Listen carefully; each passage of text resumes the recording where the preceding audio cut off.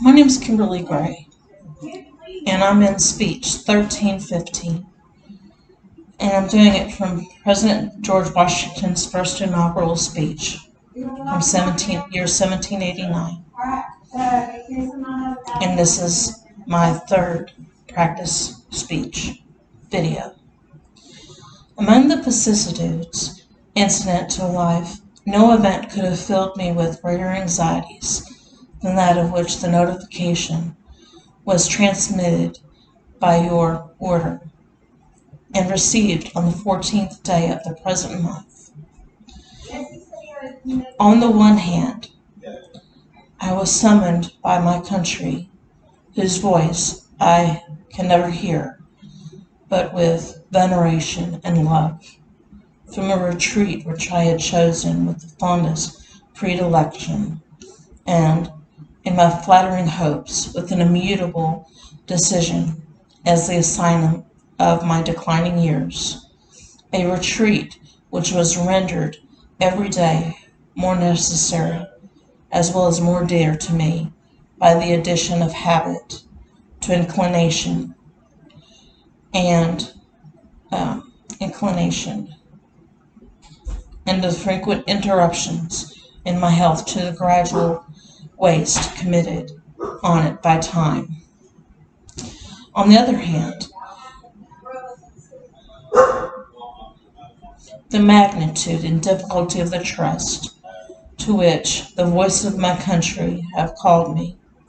being sufficient to awaken in the wisest and most experienced of our citizens a distrustful scrutiny into whose qualifications, could not but overwhelm with despondence one who, inheriting inferior endowments from nature and unpracticed in the duties of civil administration, ought to be peculiarly conscious of his own deficiencies. In this conflict of emotions, all I dare aver is that it has been my faithful study to collect my duty from a just appreciation of every circumstance, by which it too much swayed by a grateful remembrance of former instances, or by an affectionate sensibility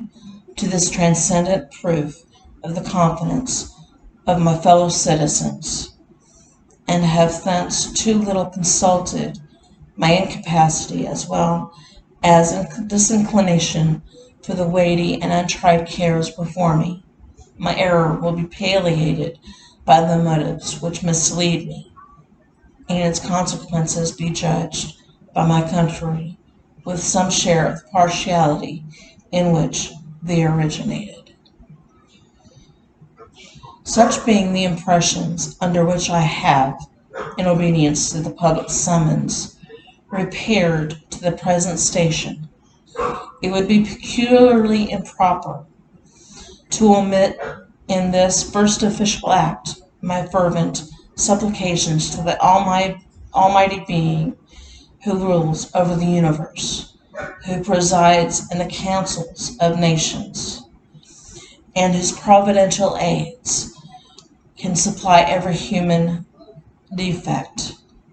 that his benediction may consecrate to the liberties and happiness of the people of the United States a government instituted by themselves for these essential purposes, and may enable every instrument employed in its administration to execute with the success the functions allotted to his charge.